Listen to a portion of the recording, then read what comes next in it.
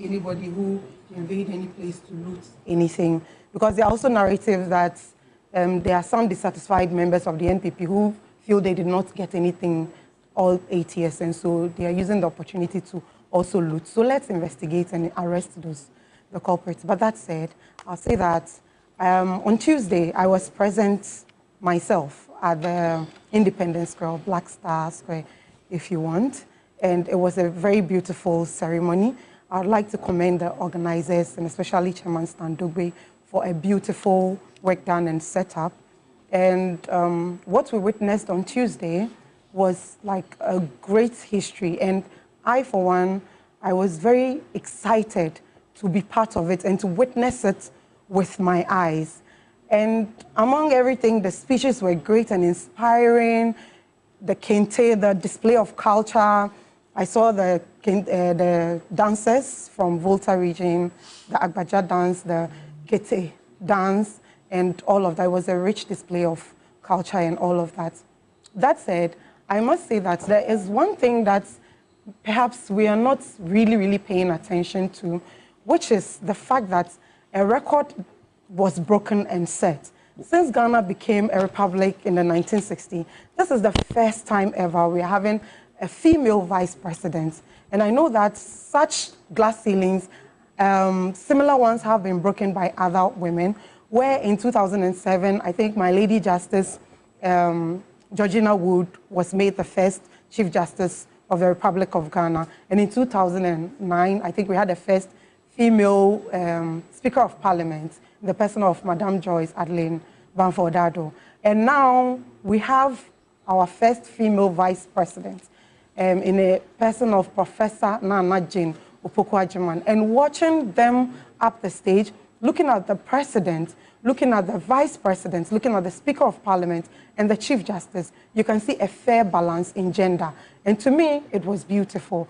And what was achieved by Ghana on 7th, that is, we having our first ever female vice president, was very inspiring to me as a young woman. Today, we know in Ghana that our dreams are without boundaries. If you're a woman, a girl child who seek political leadership in this country, you know that because Her Excellency, the Vice President, Professor Jane Opoku-Agyeman, have been able to achieve this, we also can do that and even more and better. So, and like I say, on the streets, we call her the Woman King because... You call her the Woman King? The Woman King, yes, because, I mean, like we say, she's the first of many things. First female Vice President of this country. She was the first female Vice Chancellor for UCC, and she's achieved quite a lot. The other time, I tried to look at her CV, and it was about 50-page documents. Yeah, a 50-page document. So she's a woman of many sides, and for what she has achieved and what we all have achieved as Ghanaians by making her our first Vice President, I am excited. Dr. Susan Edouard-Mankwa, what do you make of the inauguration, subsequently all the reports of the entries? We'll start with the reports. We still have a cool mentality in this country. I mean, it's a cool mentality. You know, my party is in power, and then the bulk of young people. The last time they heard of a coup being the history books. No, but that was what was happening when the maybe my generation. When the CDRs went over and took over. I mean, it happened at GTP. They went, they took over, they beat the managers, they took over. Of course, they couldn't handle it. Post-81? Huh? Post-81? Yeah, you know, 81. They beat the managers up, took over the company and started running the company, and were running it down, so they had to hand over back to the management of the... I mean, they did it, the PWDs and whatever. We still haven't come out of that. And so, you know, we go, we vote, you know, and then people say, my party is in power, and they go and they... Is the problem not the winner takes all? It's part of the winner takes all syndrome, which we say we must move away from. You understand? The winner takes all is not serving us well. So we must move away and be more embracive. And I think that President Mahama has a unique opportunity to stop it once and for all. If the security forces are reluctant to go and stop the people because they are waving party cards, he should tell them that he's not going to tolerate this one bit. He should set the tone now. You understand? Those people who have gone to Cocoa Board and gone to raid the place, and they should kick them out. If they want to make appointments later, that's all well and good, and must go through the proper channels, Public Services Commission, etc., etc. Right now, we will not allow thugs to do that. And any government who comes and allows that, we will remember and punish you somewhere along the line. Our tolerance for such nonsense is wearing thin. You understand? They should go, all those people, whether Ghana, Gas, or wherever, your party is in power, so what? This country belongs to all of us. We're all Ghanaians. Whether MPP, NDC, whatever. If people are there and are not there in the proper manner, you understand? Yes, we should get them out. But it is not for you to go there and do an illegal thing with an when already an illegal thing has been done. You get it. So I think that must stop. Taking over toilet. I mean, really taking over all those things, going to district assemblies and taking is wrong. And we must stop it, because we must get to the point where we mature. Then coming to the issue about the inauguration. It was a beautiful thing. Were you invited? No, I was not. But that is not important. I watched it on TV, so I was invited as a Ghanaian to watch it. The thing is, we are proud of our culture. We must build on our culture. We must export our culture. We must let people see it. I would have been happy to see less men in suits and more in Africa, because the women were beautifully attired in their kente. And I don't understand. The men were not looking nice. Oh no! I mean, they were okay. I mean, they were okay as they go. Oh, you're just praising again as a woman. I'm saying that let's move away from the suits. You understand? This is an opportunity that we could have won. The president set the tone with his agbada. We could have won more smokes. We could have won more of our kente, to show. What is that? Yes. You stop doing your hands the way you're saying. I'm saying there's gender discrimination. Okay, so whatever you want Paul to call Kagame it. wore African shirt. Paul Kagame, I've never seen him wear anything but suits, so that's a different thing. We're not talking about the foreigners, we're talking about the Ghanaians who were wearing their suits. So we could have moved away from that to show more kente, etc. But yes, girl power, we're looking, it was good to see. I think the gay girls are rubbing it in, one gay girl swearing in another gay girl, which is nice. I want to see more of that. But we still have, 39 female MPs in a parliament of 276? That's 14%. That is woefully inadequate. We want the critical numbers. It's not just enough to have a few women at the top. We want to see the critical numbers. Like we said, we're a population of 51%. Equity. 51%. You cannot have a democracy when 51% of the people are underrepresented at the table. You are fighting. It doesn't send the right signals. It doesn't send the right signals. And the thing is that you will not have the development you want with one hand tied at your back when your population are not in place. So, yes, beautiful inauguration. We hope that the beautiful inauguration means a beautiful term of office for us Ghanaians. It's like a wedding, but the marriage should be good. So we liked the wedding, we want the marriage to be good. You're a romantic. I love that about you. And after chastising us the men, you said that great democracy and good display of culture and pride. And Lorato, what would you make of this? The inauguration, subsequently the invasions we're seeing. Oh, the inauguration was was a beautiful ceremony, no doubt about that. I mean, it came out really well. But with respect to the invasions, it was wrong yesterday. It should be wrong today. We also need to understand how governance works. There are career public servants and there are political appointees. These are the people that make whatever you bring as your policies or your promises to Ghanaians to fruition based on this provision. How long will a minister be in the ministry? How long will the deputy minister be in the ministry? How long would any other appointees be in the ministry? These are the people who have the mandate until they do something untoward, have the mandate to serve till 60 years, and depending on your expertise and your level, you could be given a 2-year renewable contract. I think you can do up to 5 years. So let's say 65. So it's wrong. Violence has never solved anything before. Vandalism has never solved anything before. Whatever you mess up in those people's homes, it's taxpayers' money. they are state people. With regards to the female bit of our political dispensation, I mean, we have a lot of work to do as women in politics or women in leadership in this country. Congratulations to the Vice President. I mean, that's a feat well choked. But not to sound pessimistic, listening to stories from times before some of us became politically aware till now between presidents and their vice presidents, we pray this one is different, because this is the first time we're having a female, but the stories between presidents and vice presidents haven't really been very pleasant. No, please. Doc, you know what I'm talking about. Speaking from experience. You know what I'm talking about. You know better than I do. I mean, we've had stories in this country where presidents have slapped vice presidents and all that. And it's improving. DMB. I mean, we had a different kind of... but with progress. Of course. So let's be more optimistic. Dr. Baumia's personality and his level of humility made a difference in his relationship. The professor doesn't have a personality. No, I don't know. She was the first female vice chancellor for University of Cape Coast. Her personality. She carved a reputation for Papa herself. Let me finish. Okay, please go ahead.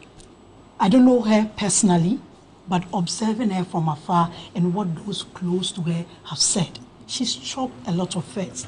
She's done great for herself. But this is politics. Okay, I know you are just trying to get, but look, we need to be very, women in leadership, women in politics in this country, we have a lot of work to do. I mean, we had 40 MPs in parliament, now we have 39. Then it was 275, now it's 276. So the percentage is even lower. And if you go further, UN Women released a statement on the 19th of December. Out of 31 direct elections, only 5 women came out as presidents of their countries. And when you look at the percentage in terms of representation in parliament, it remained at 27%. So we have a lot of work to do as women in leadership and women in politics. And I hope that this first will be the beginning of that effort. Inauguration and... Every time I am the last person, and when I say today I'll say everything before we close. Yes. You say you're in 4 minutes. What's in 4 minutes? So you see, congratulations to Her Excellency, Vice President of the Republic of Ghana, Professor Naana. You know, we had 2 Opokus as running mates, Opoku Prempeh and Opoku Agyeman. Opoku Agyeman has won. It is not easy to be a female in the midst of men. Do you get me? I've been there before. I was the first female general secretary of a political party in Ghana. Do you get me? And what you go through as a woman, what is she talking about? What you go through as a woman is not easy. Let us talk, I'll reply her. And she has broken the ceiling, and she said that she's now giving way for other women to follow. And I want to see the day that you have a female president holding the sword of authority in this country. It's a day that I want to see. One thing, the setting was beautiful, everything was nice. The colors were Ghana's flag and Ghana was united. There was a lot of orderliness, it wasn't chaotic. I was happy with the number of presidents who showed solidarity to come and be with His Excellency. And I was more enthused with the way he had a personal relationship with all of them. Either he will hug you. From the French countries, they kissed their cheeks. That is how they greet in the French-speaking countries. Others, they hugged, and he had a word for each and every one of them. And I also saw Johnson Sirleaf. It was so good that no matter how frail she was, she wanted to come and witness this momentous occasion.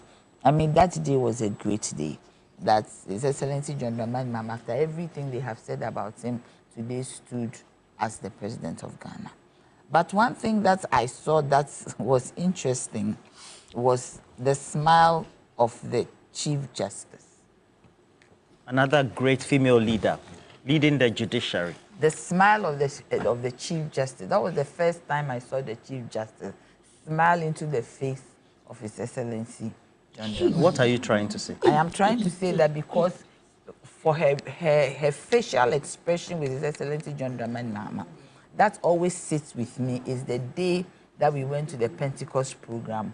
The Pentecost Convention Center. Pentecost Convention. That event. And when His Excellency John Dramani Mahama was speaking, the way she contorted her face and looked at him. But today I saw her smile directly, even not smile, laugh into the face of His Excellency John. I don't understand. What are you trying to imply? I'm just trying to imply that then it shows that there is a new dawn, really. That today the Chief Justice smiled, laughed, had a broad smile. She was even more excited than Her Excellency Naana when she was swearing her in. You are saying she's conforming I to don't the know status quo. I don't know what she was doing. It's either she was under some strict subjugation and now the oppressor has left her, or she was, I don't know. I also didn't see, you see, you are begging them to give me time. I also didn't see Jane Mensah and her team. I thought that I would see them there. I did not see them there. But Auntie Susan, I want to assure you that I believe His Excellency John Dramani Mahama would include most people outside his government, because he started with the word inclusivity. Like you? And he ended with the word inclusivity. Do you get me? So I do not think that everybody should be scared that it is going to be like that. It is not good enough for people to take over offices. It is not, that gendarme kind of thing should stop. We should educate our grassroots to understand that there is a proper way of doing it. I mean, you cannot even say it is NDC. It can't be any group of people. But whichever group of people that it is, it's not justified. Justified. But one thing I want to say, Excellency John Dramani Mahama, to do, otherwise me, myself, I'll go to court, is to restore the 1st of July as the Republic Day. You should restore the 1st of July as the Republic Day. Because you see, because the 1st of July is the day that we got independence proper. It is not the 6th of March. That is the day we became a republic. But because Namadu and his cohorts didn't like Kwame Nkrumah, they decided to change the trajectory of history and make 7th January as a holiday, a Founders' Day or whatever. That's okay. The Constitution Day, the 4th August. Constitution Day. Yes. So the 4th August. So that Constitution Day. and I also want to say, and I also agree with my senior Comrade Kwesi Pratt, that Ghana, we don't have republics, 4th Republic. No, we have a Republic of Ghana. What, even if there is a coup d'etat, the Republic is not gone. It is still the Republic of Ghana. So I beg His Excellency John Dramani Mahama, he should, as a matter of urgency, let Parliament restore 1st of July. That is the day we got our sovereignty. That is the day that Ghana was Ghana, that we could call ourselves Ghana. We got our currency on that day. We got our national anthem. We got our flag, our everything, our crest, the coat of arms. So we beg him, we should restore that day for nothing at all, for the honor of his father, E.A. Mahama, who was part of the people who made sure that we got this Republic Day. Thank you. God bless you.